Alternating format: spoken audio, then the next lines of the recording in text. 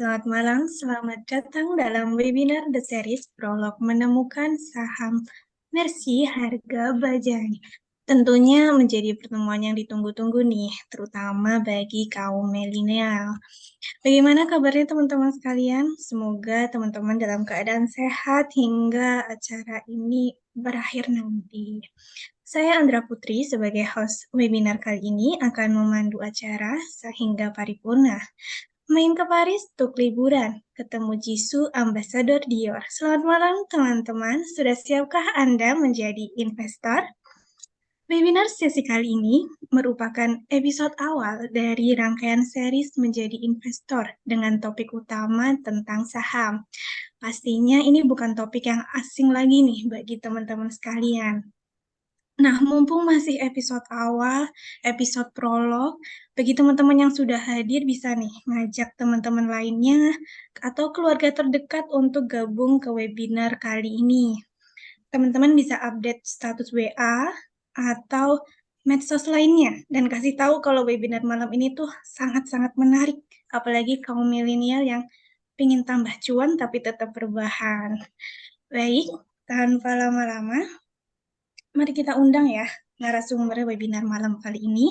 Selamat malam Pak Lufi Hartono. Baik, kita langsung masuk saja ya ke acara inti yaitu penyampaian materi menemukan saham Mercy harga bajai. Gimana sih caranya? Yuk kita simak Pak Lufi Hartono. Kepada Pak Lufi, kami persilakan. Terima kasih Mbak Andra yang saya hormati dan yang berbahagia semua peserta Zoom kali ini. Kita coba dari awal ya, ini mungkin akan menjadi inspirasi kita, Pak Lo Keng Hong ini. Jadi idenya adalah dalam seri investasi saham yang akan saya bawakan ini nanti akan menjadi 2 session. Jadi session yang pertama itu lebih ke bagaimana kita memilih saham. Bagaimana kita memilih saham itu didasarkan pada faktor fundamental.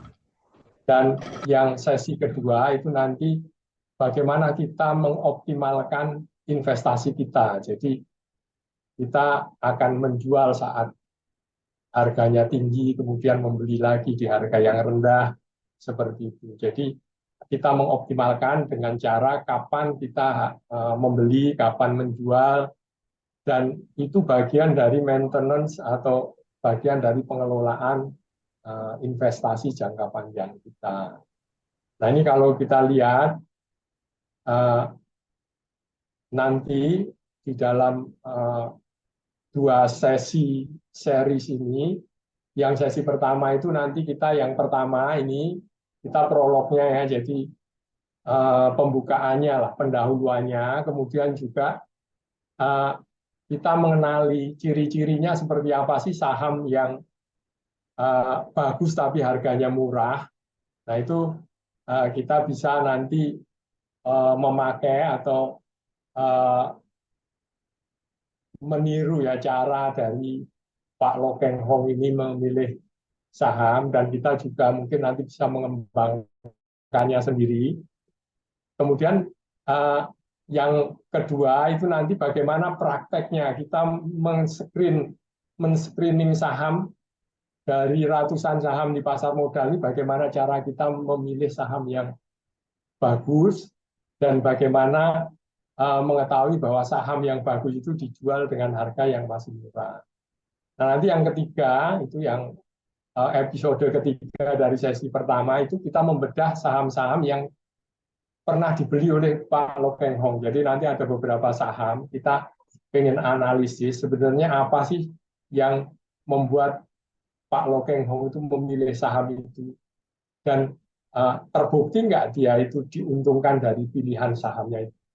Nah itu nanti yang akan kita buat dalam series ini. Jadi yang pertama Bapak sekalian, kalau kita lihat Lo Keng Hong ini sekarang asetnya mencapai 9,18 triliun. Ini naik ya dari tahun lalu, yang tahun lalu tercatat 8,04 triliun. Nah, ini pekerjaan Pak Lo Keng Hong ini investasi, jadi membeli saham di saat harganya murah, kemudian menjualnya di saat harganya tinggi.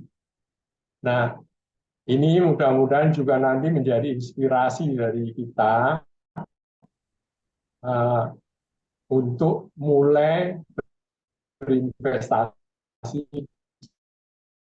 di pasar modal. Nah, ini kalau kita lihat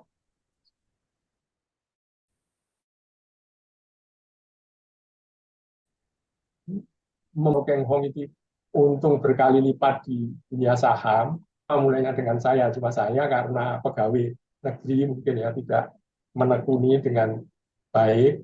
Nah, Pak Lo Keng Hong ini benar-benar terjun di sini. Jadi saat 98 ini Pak Lo Keng Hong membeli saham United Tractor, itu harganya 250. Saat itu saya juga membeli saham Astra Internasional, harganya sekitar 250. Bedanya Pak Lo Keng Hong menjual pada tahun 2004 itu 1.350, sedangkan saya menjual saat itu, saya pegang beberapa bulan itu sekitar 400. Nah, ini situasi krisis atau kondisi krisis itu menciptakan peluang yang luar biasa bagi investor. Nah, ini pada tahun 2005 juga Pak Lo Keng Hong ini membeli saham Embai, ya, jadi multi breeder Adirama Indonesia. Sekarang sudah tidak ada ini karena sudah diakuisisi oleh Java Complete. Nah, saat itu Pak Lo Keng Hong juga memanfaatkan situasi yang buruk sebetulnya. Saat itu sedang marak flu burung. Jadi karena flu burung, multi breeder Adirama ini kesulitan keuangan lah. Jadi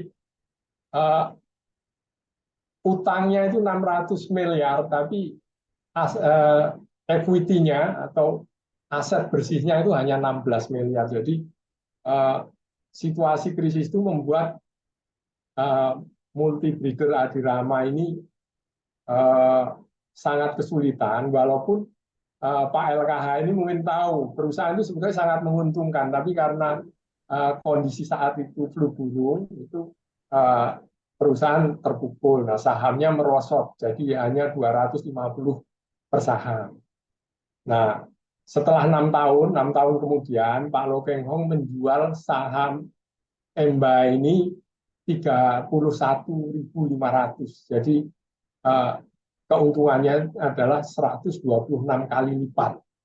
Nah, ini bagaimana seorang value investor atau seorang investor di pasar saham itu bisa menghasilkan keuntungan yang mungkin lebih dari kalau kita properti ya. Kadang-kadang properti itu juga bisa seperti itu kalau gitu. Tapi untuk sampai 126 kali lipat itu hanya ada di pasar saham. Nah, ini mungkin 3 cuplikan ini akan menginspirasi kita, terutama anak muda ya kalau ada di sini, supaya bisa mulai tertarik untuk berinvestasi di pasar saham.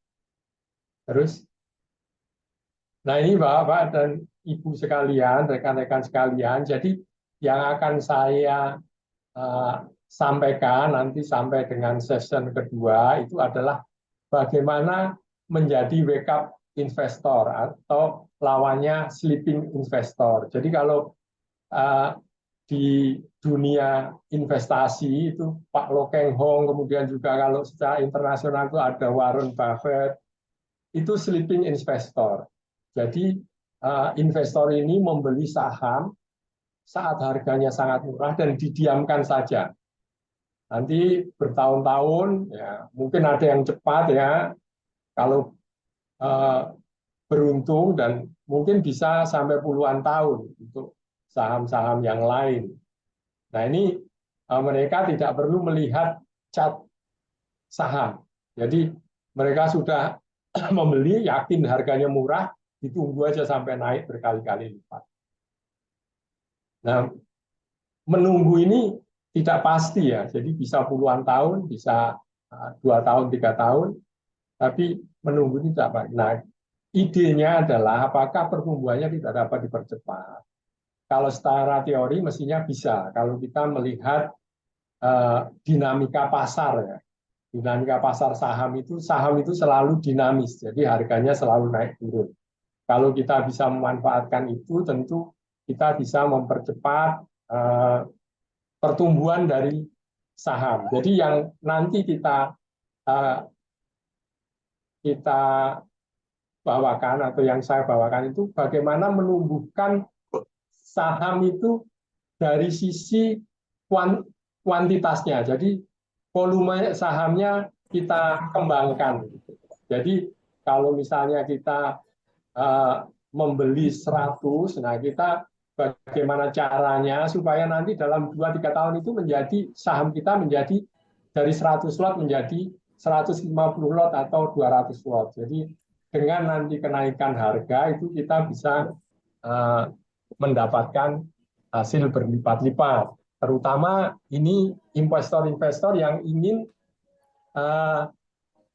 mengambil keuntungan dari dividen ya. Itu saya rasa ini akan sangat tepat menjadi wake up investor. Terus,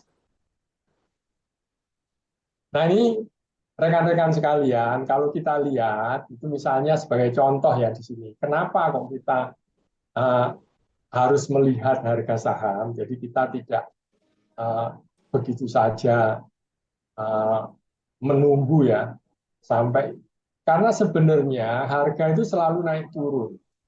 Jadi kalau kita bisa membeli di harga di dasar ya, di dasar grafik harga, kemudian bisa menjualnya di atas, di puncak, kemudian bisa membeli lagi di dasar, itu tentu dengan modal yang sama, jumlah saham kita akan bertambah banyak. Jadi misalnya kita punya modal 100 juta, itu kalau kita membeli di saat harga murah kemudian bisa menjual di harga tinggi, kemudian dibelikan lagi ketika harganya turun, itu tentu akan sangat menguntungkan karena jumlah saham kita akan bertambah. Selain nanti kita berharap harganya juga tumbuh. Terus, nah ini mengapa kita harus memanfaatkan dinamika pasar?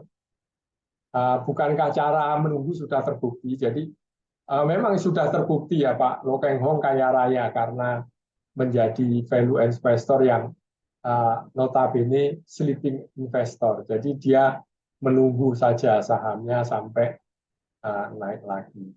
Nah ini kenapa kita tidak menunggu saja? Kenapa kita harus mengelola portofolio kita? Yang pertama adalah pasar itu semakin sempurna ya sekarang. Jadi kondisi kesempatan yang luar biasa itu semakin jarang muncul. Kemudian bagi yang mengharapkan dividen tinggi, biasanya perusahaan seperti itu tidak tumbuh atau cash flow company. Jadi perusahaan itu cenderung stagnan karena istilahnya susunya sudah diperas. Jadi dia tidak akan tumbuh. Tetapi bukan berarti harga sahamnya stagnan ya.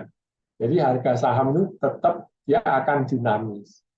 Kemudian secara teknikal terdapat peluang percepatan pertumbuhan portofolio dengan trading. Jadi kalau kita memahami itu mudah-mudahan kita bisa melipat gandakan volume dari portofolio yang kita miliki.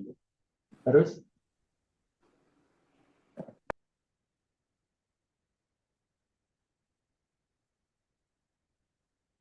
nah ini Bapak dan Ibu sekalian, jadi ini gambarannya ya secara visual. Misalnya United Tractor. Jadi kesempatan luar biasa ini memang semakin lama semakin berkurang ya. Ini dalam arti saham-saham yang memang sangat bagus, misalnya di saham-saham blue chip gitu. Itu sudah sangat sangat berkurang. Jadi kalau kita lihat di sini misalnya United Tractor yang dulu dibeli Pak LKH Rp250, ini kenapa 25 ya, bawah itu 25 karena udah stock split berkali-kali. Jadi kalau dihargai dengan posisi saham sekarang itu mungkin dulu yang dibeli Pak Lo Keng Hong itu hanya Rp10 nilainya. Nah ini kita lihat dari tahun 2009 ya, 2010, 2011 itu cenderung mendatar sebetulnya ini apa misalnya saham United Tractor ini. Jadi kalau kita hanya menunggu itu kemungkinan keuntungan yang luar biasa itu akan sangat lama ya diperoleh karena dari 2011 sampai 2023 sekarang itu sebenarnya cenderung mendatar. Tapi bukan berarti datar ya, tetap bergelombang. Nah, ini sebenarnya idenya gelombang inilah yang akan kita manfaatkan untuk melipat gandakan saham yang kita miliki. Terus ini Pak, kalau kita lihat LQ45 ya, yang ini yang mencerminkan saham-saham yang diakui sebagai saham dengan kapitalisasi besar, likuid dan berkinerja baik, itu juga dari sekitar tahun 2013, 2014 ini juga sampai sekarang posisinya cenderung mendatar. Jadi dengan semakin sempurnanya pasar, dengan semakin sempurnanya informasi, itu kesempatan yang luar biasa itu memang akan semakin jarang kita temui. Terus,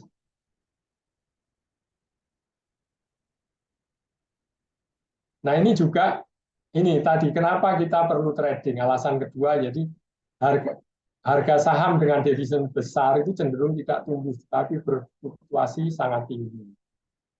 Nah, ini di sini misalnya sebagai contoh ya, saya kasih contoh itu Deltamas ya, Puri Deltamas atau sahamnya Demas.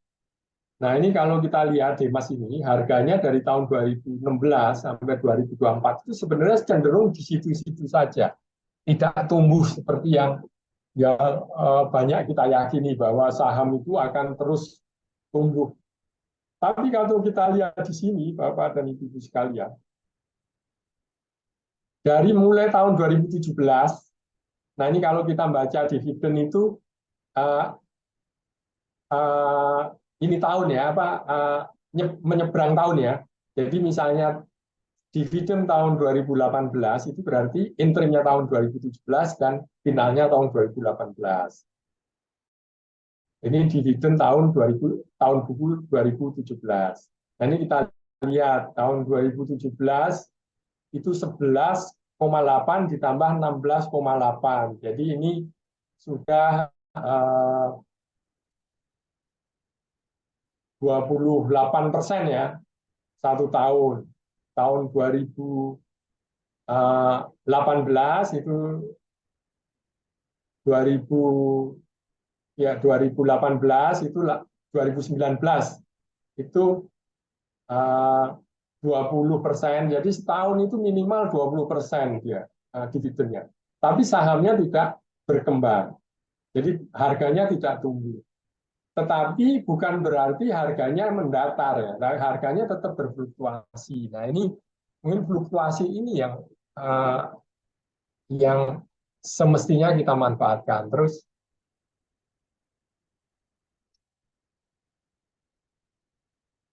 nah ini tadi ya, jadi misalnya seperti Indo Tambang Raya, ini contoh kedua. Ini juga harganya berfluktuasi sangat tinggi. Ini mungkin ciri-ciri dari saham komoditas ya. Saham komoditas itu fluktuasinya sangat tinggi karena harga komoditas juga berfluktuasi sangat tinggi. Nah, banyak sekali saham dari Pak Lo Keng Hong itu sebetulnya yang untungnya sangat besar itu dari komoditas ini. Karena kalau kita lihat di sini, saham harganya tidak kemana-mana. Harganya tetap di situ-situ saja, tapi fluktuasinya sangat tinggi. Nah ini kalau kita menginginkan dividen yang tinggi, ini Indo Tambang Raya ini termasuk uh, emiten dengan dividen yang sangat tinggi. Tapi harganya tidak uh, tumbuh. Jadi harganya ya sebenarnya ada puncaknya dan nanti juga ada dasarnya dan ini hampir sama ininya apa fluktuasinya. Terus, nah ini juga kalau tadi ya misalnya ini kesimpulannya ini kenapa kita perlu mengelola uh, uh, portofolio kita tidak kita tinggal tidur tapi coba kita maintain itu karena tadi misalnya Demas ini kita bisa memaksimalkan. Jadi misalnya ketika jenuh jual kita beli, kemudian ketika jenuh beli kita jual, ini di garis-garis merah ini, maka di tahun berikutnya ketika kita sudah membeli yang kedua itu ya, dibeli terus kemudian dijual terus dibeli lagi, itu saham kita jadi 2,5 kali lipat dari pembelian kita pertama. Artinya dividen yang kita terima setelah kita membeli yang kedua itu akan 2 kali lipat, 2,5 kali lipat dibanding uh, dividen kita saat kita membeli yang pertama. Jadi ini tentu kalau kita bisa memanfaatkan dinamika pasar ini dengan baik, tentu kita akan memperoleh keuntungan yang lebih optimal. Terus, nah ini roadmap dari investasi saham dengan wake up investor ini ya. Jadi kita memilih saham, kemudian juga mencoba memaintain, walaupun nanti bukan dalam jangka pendek ya. Jadi kita memaintain dalam jangka panjang itu roadmap-nya adalah sebagai berikut. Jadi menemukan pilihan saham pilihan itu nanti dengan analisis fundamental. Jadi kita mencari saham Mercy dengan harga baja itu di sini tahapannya. Kemudian menentukan saat beli. Nah ini teknikal ini Bapak dan Ibu sekalian. Jadi saham yang baik, saham yang bagus, harganya murah, itu juga biasanya kalau dia turun, harganya sudah sangat murah, itu nanti kelihatan juga secara teknikal. Jadi di dalam chartnya itu, dalam grafik saham itu juga kelihatan bahwa dia itu sudah di dasar. Dan itu saatnya beli. Nanti juga begitu, saatnya jual, nah kita juga ada kelihatan di chart. Jadi kalau teknikalis yang ekstrim itu mereka tidak akan melihat fundamental karena menurut mereka semua kondisi baik fundamental, baik rumor, sentimen itu semua akan tercermin di teknikal. Jadi semua akan tercermin di uh, grafik saham. Kemudian kita siklus yang ketiga adalah mengoptimalkan pertumbuhan saham. Jadi ini kita juga melihat secara teknikal kapan kita menjual saham yang kita miliki, kemudian kapan membeli lagi dengan harapan mendapatkan jumlah yang lebih besar. Nah itu nanti kita coba memahami indikator-indikator teknikal yang sederhana. Terus, nah ini kita sudah masuk ke season 1 episode 1 ya, jadi menentukan saham pilihan. Nah ini kita akan mencari saham Mercy dengan harga budget. Nah ini dengan analisis fundamental. Apa arti dari saham Mercy? Artinya adalah saham dengan kinerja cemerlang atau prospek cemerlang. Memang kadang-kadang itu saat harganya baja itu, saham Mercy ini mungkin kinerjanya tidak cemerlang saat itu. Tapi kita tahu ini akan cemerlang nanti. Nah, itu ada nanti indikator-indikator yang bisa kita lihat. Nah, semua itu ditunjukkan oleh indikator fundamental. Nah, indikator fundamental itu dapat dilihat dari laporan keuangan. Di laporan keuangan itu ada uh, neraca, ada 4 lah komponen laporan keuangan yang penting. Neraca, rugi laba, arus kas, dan catatan atas laporan keuangan. Nah, dari laporan keuangan itu dapat diturunkan rasio-rasio kinerja. Jadi nanti sebenarnya ada rasio kinerja itu secara umum yang digunakan oleh para value investor itu sebenarnya 2. Jadi kemampuan bertahan. Nah, ini biasanya dicerminkan oleh current ratio, debt to equity, terus kemudian cash ratio, seperti itu. Jadi kemampuan bertahan itu artinya ketika krisis atau ketika ada tantangan itu apakah perusahaan itu bisa melewati. Nah, itu biasanya dicerminkan oleh berapa utang yang dimiliki perusahaan tersebut. Kemudian kemampuan berkembang atau kemampuan menghasilkan keuntungan itu bisa pertumbuhan, jadi pertumbuhan pendapatan, pertumbuhan laba, pertumbuhan ekuitas, kemudian juga ada return on asset, return on equity, dan sebagainya. Nah, ini adalah indikator-indikator yang menunjukkan nanti saham itu mercy atau bajai. Nah, kemudian harga bajai. Nah, artinya valuasi saham itu masih sangat murah. Jadi antara kualitas dengan harganya itu tidak sebanding. Kualitasnya sangat bagus, harganya sangat murah. Dan ini hanya ada di pasar saham, tidak ada di pasar lain. Nah, valuasi yang murah atau harga baja ini dapat ditunjukkan atau diindikasikan oleh price to earning ratio-nya. Jadi misalnya harganya dibanding dengan keuntungannya itu berapa kali. Jadi itu kemampuan atau kapan atau berapa lama harga yang dibeli itu bisa impas. Nah, ini kemudian price to book value. Nah, ini harga dibandingkan dengan nilai buku. Nah, nilai buku itu adalah dicerminkan oleh ekuitas, jadi aset bersih, jadi aset yang sudah dikurangi utang. Artinya kalau perusahaan itu dilikuidasi, dijual sesuai harga buku, itu nanti angka itulah yang diperoleh oleh investor. Kemudian dividen yield. Dividen yield ini adalah dividen dibandingkan dengan harga saham. Jadi dividen yield-nya berapa? Misalnya 10% atau 20% atau 5%. Itu artinya dividen yang diperoleh tiap tahun itu sebesar itu. Jadi sekitar 5% atau 10% dari harga yang kita beli. Terus,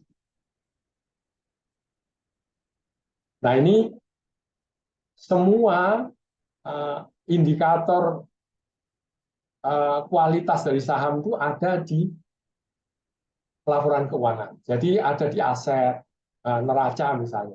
Kita bisa lihat asetnya, kita bisa lihat jumlah utangnya, kita bisa lihat ekuitasnya. Ekuitas itu aset bersih. Kemudian di laporan rugi laba itu kita bisa melihat penjualannya, pendapatannya. Kemudian juga biaya-biayanya, dia efisien atau enggak. Pendapatannya tumbuh atau tidak. Kemudian labanya. Nah, laba ini ada nanti laba operasional atau juga laba bersih. Nah, laba operasional dan laba bersih ini nanti mengindikasikan sesuatu yang agak berbeda. Kemudian juga arus kas. Jadi arus kas itu ada 3. Jadi arus kas dari operasional ini menunjukkan perusahaan itu sebenarnya memperoleh untung nggak sih dari operasionalnya berupa tambahan kas. Kemudian dari investasi. Nah, investasi ini artinya kalau perusahaan itu mendapat imbal hasil investasi, misalnya beli saham dan kemudian dapat dividen, itu dia akan positif. Tapi kalau dia membeli mesin dan sebagainya, dia akan negatif karena ini arus kas dari investasi. Kemudian juga pembiayaan, ini terkait dengan utang. Jadi kalau perusahaan itu arus kas dari pembiayaannya positif, berarti perusahaan itu baru mendapatkan utang. Kemudian catatan atas laporan keuangan. Nah, di sini ini cukup penting sekarang karena sekarang ini ada namanya ukuran laba perusahaan yang disebut EBITDA. EBITDA itu keuntungan sebelum dikurangi dengan depresiasi, amortisasi, bunga utang, dan pajak. Nah, ini kita perlu catatan atas laporan keuangan karena depresiasi, amortisasi itu adanya di beban operasional, di beban penjualan yang harus kita cari di catatan atas laporan keuangan. Juga kita bisa lihat kalau Pak Lokengon selalu yang pertama itu dia untuk yang dipertimbangkan untuk membeli suatu saham itu adalah pengurus-pengurusnya jujur. Jadi, nah itu bisa juga dilihat di laporan keuangan. Apakah transaksi dengan afiliasi itu mendominasi? Kalau transaksi dengan afiliasi itu mendominasi, itu bisa membuat kita ragu apakah perusahaan itu jujur atau tidak. Karena transaksi dengan pihak afiliasi ini bukan transaksi yang dengan harga pasar, tapi transaksi yang bisa dibuatlah sesuka dari para pengurusnya. Nah, ini catatan laporan keuangan itu bisa mengungkap apakah perusahaan ini berintegritas atau tidak. Itu ada yang bisa kita lihat. Terus, nah ini kinerja emiten dari sisi kemampuan bertahan. Jadi kalau kita lihat Pak, kalau sebenarnya kalau kondisi ekonomi bagus, kemudian kondisi usahanya itu berjalan dengan baik, itu sebenarnya tidak terlalu menentukan ya kemampuan bertahan ini. Kemampuan bertahan itu bisa dilihat misalnya dari cash flow-nya. Cash flow-nya terutama dari operasional. Operasionalnya itu negatif atau positif. Kalau cash flow dari operasional itu negatif, berarti perusahaan itu rugi. Nah, kalau perusahaan rugi, berarti perusahaan itu berdarah-darah. Nanti akhirnya akan digerogoti equity-nya atau aset bersihnya akan berkurang karena digerogoti oleh operasional yang tidak bisa menutupi biaya. Artinya biaya untuk produksi, biaya untuk penjualan itu diambil dari ekuitas. Tidak bisa dibiayai dari laba yang dihasilkan. Nah, ini berarti kan sangat parah kondisinya. Nah, kalau ketahuan seperti itu harus dilihat penyebabnya. Apakah penyebabnya itu jangka panjang atau penyebabnya sebenarnya seasonal. Misalnya seperti tadi MBAI yang dibeli Pak Lokeng Hong. Saat dibeli ini perusahaan bleeding itu karena ketika flu burung itu nggak ada orang mau makan ayam. Sedangkan perusahaan itu membuat pakan ayam dan memelihara ayam. Nah itu pasti bleeding. Tapi beliau tahu bahwa kondisi itu kondisi yang tidak selamanya. Jadi kondisi itu akan segera berakhir. Nah itu menciptakan peluang yang sangat besar. Kemudian cash flow dari investing. Jadi kalau cash flow-nya negatif, berarti perusahaan itu banyak belanja modal. Tidak berarti kalau negatif itu jelek, Bapak dan Ibu-ibu sekalian. Jadi bisa saja perusahaan itu memang sedang menyiapkan bisnis baru. Jadi dia akan berkembang kemungkinan. Kemudian cash flow dari pendanaan ya, atau cash flow from financing activity. Nah ini kalau negatif berarti perusahaan itu sedang mengurangi utang. Jadi kalau negatif tapi cash flow-nya masih bagus, equity-nya masih berkembang, itu berarti perusahaan itu bagus, dia sedang mengurangi utang. Nanti debt to equity ratio-nya akan turun. Kemudian yang sering dipakai, jadi ini hanya yang paling sering digunakan biasanya, jadi seperti current ratio, terus kemudian cash ratio itu tidak kita bahas. Jadi ini yang ya sering digunakan di dalam menganalisis saham di pasar modal, yaitu debt to equity ratio. Jadi rasio hutang terhadap kekayaan bersih atau ekuitas. Semakin besar DER, maka perusahaan semakin berisiko untuk bangkrut. Tapi bukan berarti DER yang kecil selalu lebih baik. Jadi pada dasarnya utang itu adalah pendongkrak, atau kalau di keuangan, manajemen keuangan itu leverage. Jadi dia pendongkrak. Jadi kalau DER-nya tinggi, tetapi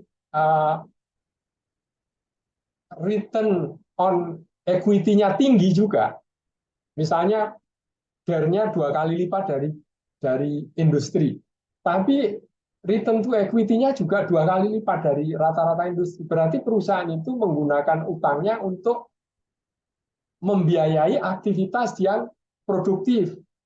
Jadi mungkin itu untuk modal kerja. Jadi karena dia pelanggannya meningkat, dia tidak memiliki kas yang siaga untuk produksi, dia mengambil utang. Nah, utangnya untuk produksi, untuk meningkatkan penjualan. Nah, ini dari itu sifatnya positif. Cuma debt to equity ratio ini akan menjadi risiko ketika kondisi ekonomi memburuk atau persaingan sangat ketat sehingga perusahaan itu kalah bersaing. Nah, itu risikonya akan sangat tinggi untuk perusahaan.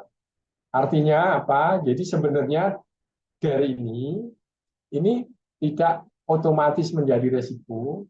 Jadi harus kita hubungkan dulu. Misalnya return on equity-nya lebih tinggi dari perusahaan sejenis enggak? Kalau dia lebih tinggi sebanding dengan DER-nya, itu ya berarti perusahaan itu nanti akan berkembang lebih cepat. Apalagi kalau cash-nya juga masih cukup, jadi masih ample. Itu perusahaan itu akan berkembang lebih cepat karena utang itu sebenarnya pendongkrak. Tapi utang yang berlebihan, apalagi untuk membiayai aktivitas yang tidak produktif, itu akan berisiko. Jadi kita bisa lihat kalau DER-nya tinggi tapi ROE-nya atau return on equity-nya tinggi, itu berarti perusahaan itu masih menggunakan modal utang itu untuk uh, aktivitas yang produktif. Terus, nah ini kinerja emiten dilihat dari kemampuannya untuk menghasilkan keuntungan atau kemampuannya untuk berkembang. Ini yang biasa dipakai adalah misalnya return on equity atau return on asset. Jadi berapa laba bersih yang bisa dihasilkan dari aset bersihnya. Nah itu nanti biasanya dengan persentase, misalnya ROE-nya 20%, berarti kalau dia punya equity 100, dia bisa menghasilkan laba bersih 20. Nah ini menjadi ukuran apakah perusahaan itu mampu mengoptimalkan asetnya untuk menghasilkan keuntungan. Kemudian profit margin ya, kalau itu tadi dilihat dari keuntungan dari aset atau ekuitas yang dimiliki. Nah ini kalau operating profit margin ini dilihat dari penjualannya. Jadi dari total penjualan itu berapa untungnya. Nah ini misalnya gini, net profit margin itu berarti kalau perusahaan menjual 100, untungnya 20, berarti profit marginnya, net profit marginnya adalah 20%. Jadi dilihat dari turnovernya, dari uh, penjualannya. Kemudian operating profit ini jadi kita tidak memasukkan unsur uh, interest rate dan pajak. Nah, ini mencerminkan kemampuan perusahaan itu sebenarnya masih bisa mencetak untung nggak sih? Sebenarnya masih bisa jalan terus nggak sih? Nah, ini dari operating profit margin ini banyak para analis yang lebih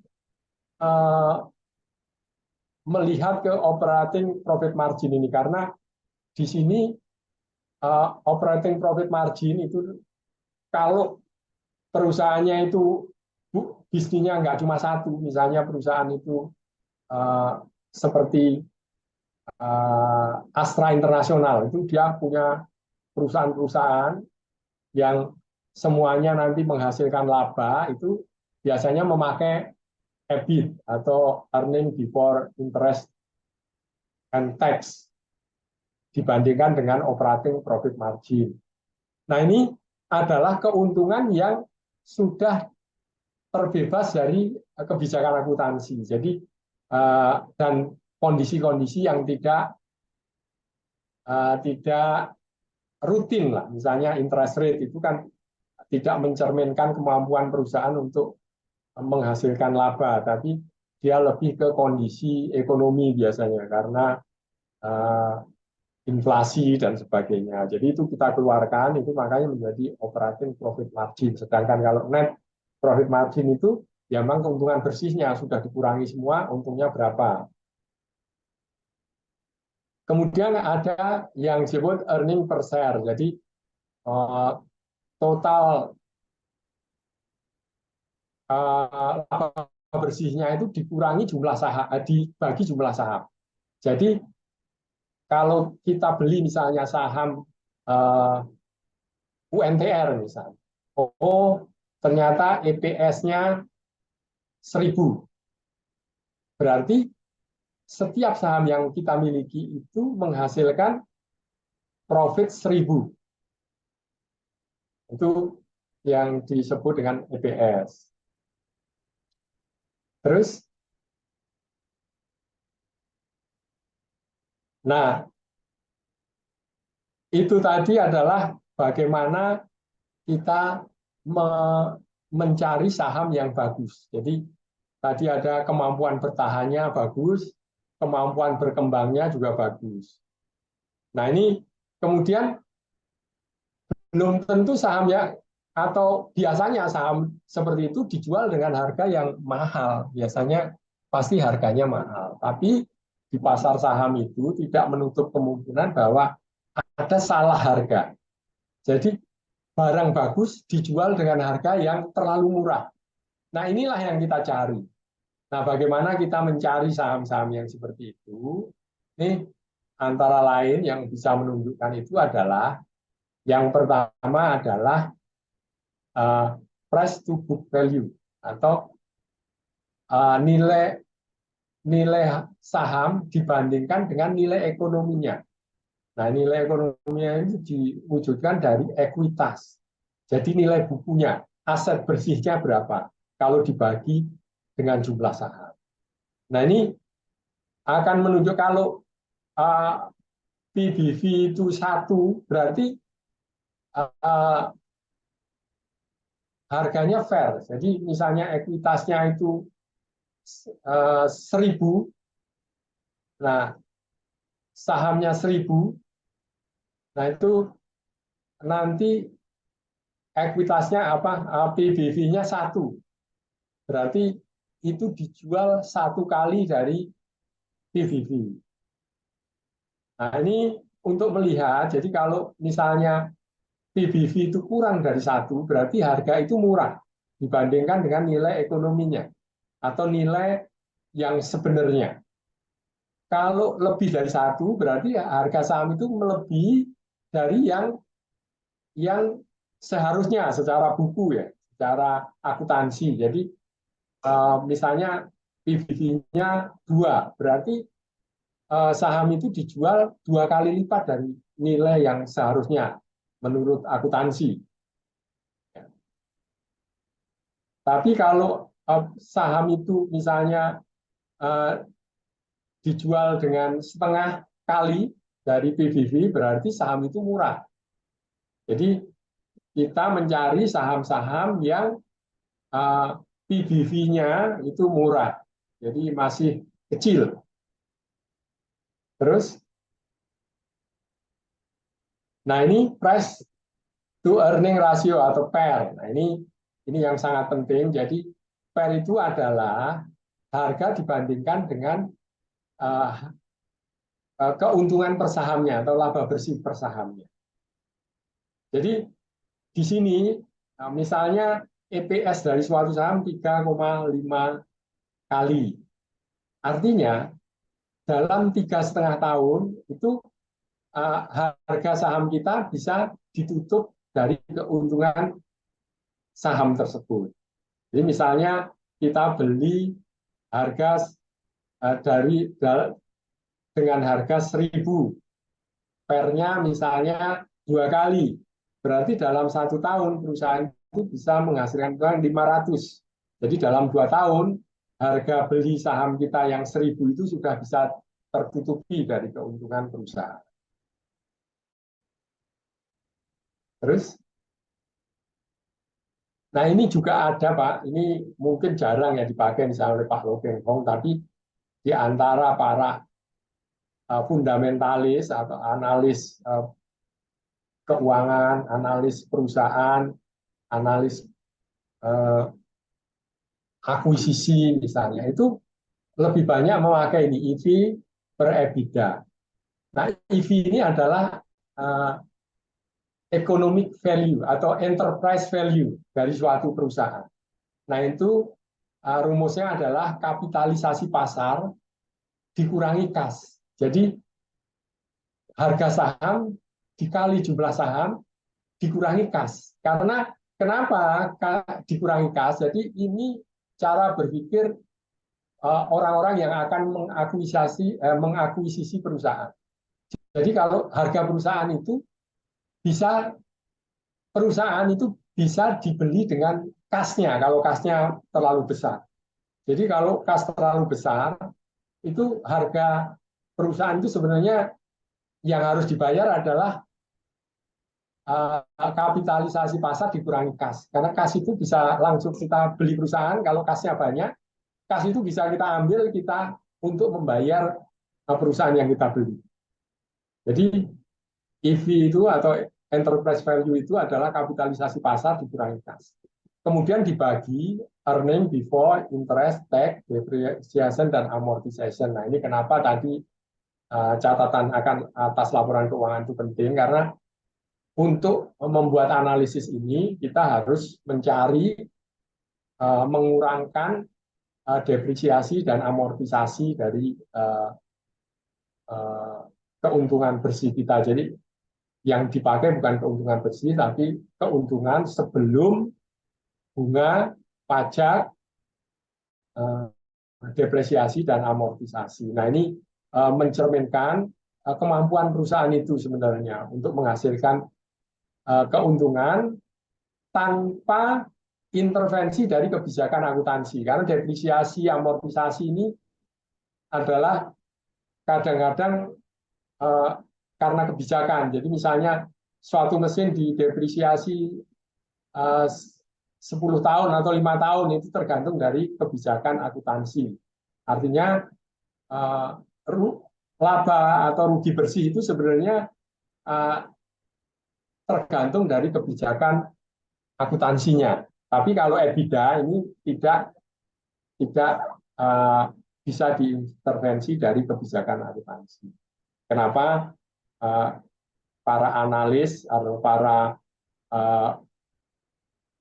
pemburu perusahaan pemburu akuisisi itu menggunakan EBITDA dibanding net income. Terus, nah ini dividend yield. Kalau kita memang ada beberapa teman yang bilang, wah saya pengen investasi saham nanti yang dividennya tinggi. Nah ini kita lihat dividend yield-nya. Jadi kalau misalnya kita beli saham 1.000, kemudian tiap tahun itu perusahaan membagi dividen 200 per saham, berarti dividen yieldnya 20%. Nah ini untuk kita berinvestasi mengharapkan dividen ini, pengelolaan portofolio dengan cara memanfaatkan dinamika pasar itu sangat penting, karena dengan modal yang sama kita berharap bisa melipat gandakan jumlah saham yang kita miliki, sehingga dividen yang akan kita terima juga meningkat. Terus, nah, bagaimana kita tahu saham itu murah atau mahal? Itu kita harus membandingkan. Jadi, bandingkan dengan perusahaan sendiri atau rata-rata industrinya. Kemudian juga bandingkan dengan tahun-tahun sebelumnya, apakah perusahaan itu berkembang atau tidak. Nah, setelah itu gali lebih dalam apakah kinerja dipengaruhi faktor-faktor operasional atau non operasional. Jadi misalnya kita mau perusahaan bagus tapi sedang kesulitan karena itu tadi, misalnya flu burung, atau karena COVID, atau karena ada gangguan-gangguan yang sifatnya sementara, itu bisa kita gali lebih dalam. Nah, itu nanti kita akan tahu perusahaan itu harganya, perusahaan Mercy itu harganya Bajaj atau harganya Jaguar. Terus,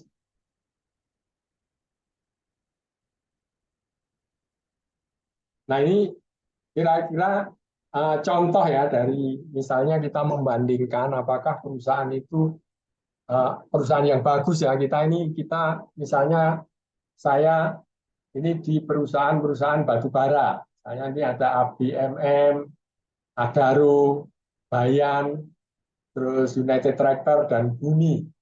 Nah, kalau dilihat di sini, ini perusahaan sudah kita kenal semua, bahwa ini perusahaan-perusahaan yang dikenal luas. Coba kita bandingkan, misalnya, oh ini mahal, misalnya salesnya itu lebih besar mana, kemudian juga kapitalisasi pasarnya. Kemudian yang penting itu yang saya merahin ini, jadi pairnya kita bandingkan. Misalnya kita ABMM, sasaran kita misalnya ABMM ini salah satu saham yang dipegang oleh Lo Keng Hong. Nah ini kalau kita bandingkan, pairnya itu 1,5. Yang lain itu misalnya Adaro itu 2,7. Bayan Tri ini malah 3,8, sangat mahal. Kemudian UNTR 3,9 dan Bumi itu 17,4. Dari sisi price to book value itu juga, kalau kita lihat, ini yang paling bagus itu Adaro ya, karena 0,7. Kalau ABMM itu 0,8. Dan yang lain misalnya Bayantri ini sangat mahal, dijual 18,4 kali dari equity-nya, jadi ini dijual sangat mahal. Kalau ABMM itu masih murah, jadi 0,8. Jadi kalau kita lihat di sini dari dua ini saja, itu kita lihat bahwa ABMM dan Adaro ini layak untuk dikoleksi kalau kita hanya melihat di sini. Kemudian juga kita lihat dari ROE-nya ya. ROE ini misalnya tadi seperti yang saya jelaskan, dia punya DER atau debt to equity ratio tinggi, 2,3 kali ya dari ekuitasnya. Tapi di sini ROE-nya tinggi, jadi 56,7%. Artinya sebenarnya dia punya utang lumayan besar, tapi digunakan untuk aktivitas yang produktif. Untuk NPM-nya atau net profit margin-nya juga tinggi, 24,7%. Ini hanya kalah dari Bayangkri. Tapi harganya jauh lebih murah daripada Bayangkri. Kemudian kita juga bisa bandingkan dengan sektornya, sektor dan industrinya. Misalnya kita tadi pilih ABMM. Coba kita nominasi kita ABMM misalnya. Nah itu kita lihat misalnya PE rasionya ya tahunan itu 1,96, sedangkan industri industri di sini berarti industri batu bara lah, industri energi batu bara, energi itu 7,48. Jadi masih sangat murah dibanding rata-rata industrinya. Dari sisi current price to book value juga masih sangat murah. Jadi 1,11. Ini karena beda hari ya. Jadi ininya sudah beda karena current itu. 1,11, sedangkan rata-rata industrinya 2,18 dan rata-rata sektornya juga 2,18. Jadi kalau kita lihat juga masih sangat murah. Jadi sekitar setengah dari rata-rata industri. Sedangkan PE rasionya itu bahkan sepertiga lah dari rata-rata industri. Dari misalnya ini dari EV to EBITDA ya, itu juga masih lebih murah daripada uh, industri dan sektornya. Terus mungkin contoh ini ya, jadi kalau kita lihat seperti ini murah atau mahal itu setiap sektor akan beda-beda. Terus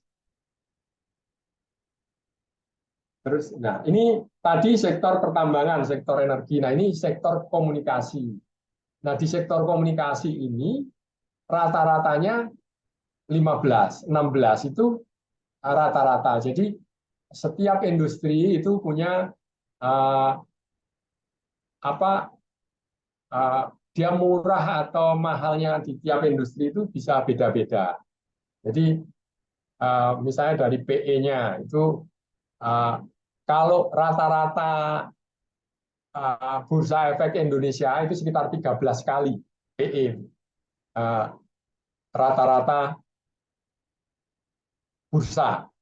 Tapi kalau rata-rata sektor itu bisa berbeda-beda. Nah ini kalau sektor telekomunikasi ini rata-rata PE rasionya itu 15. Kita sektornya 16,77. Nah, ini jadi kalau kita mencari saham yang bagus tapi murah itu bisa kita lihat nanti per industri, per sektor, atau kita pengen dari semua sektor. Nanti ada caranya dan kita akan lanjutkan di episode berikutnya itu bagaimana cara mencari angka-angka ini di pasar. Kita kan capek pasti kalau satu-satu ya misalnya kita lihat ini kita bandingkan. Tapi bagaimana kita nanti uh, men-screening dari ratusan saham itu ke dalam nominasi yang sudah kita tentukan kriterianya. Terus, nah ini Bapak dan Ibu sekalian, jadi ini bisa di awal, bisa di akhir. Jadi kita bisa dari awal milih dulu saham yang menurut bagus, kemudian baru kita analisis sektoralnya, terus kita lihat hubungannya dengan ekonomi, makro misalnya, hubungan-hubungannya nanti apa pengaruhnya terhadap saham-saham yang sudah kita pilih, atau bisa di awal. Jadi kita lihat dulu ekonomi makronya, kemudian sektoralnya kira-kira, oh kalau kondisi seperti sekarang ini ada perang ini, apa yang akan terpengaruh, nanti sektor apa saja yang kira-kira menjadi peluang, itu juga bisa. Nah ini sektor itu sangat pengaruh dan biasanya sektor ini bergilir, naik turunnya bergiliran.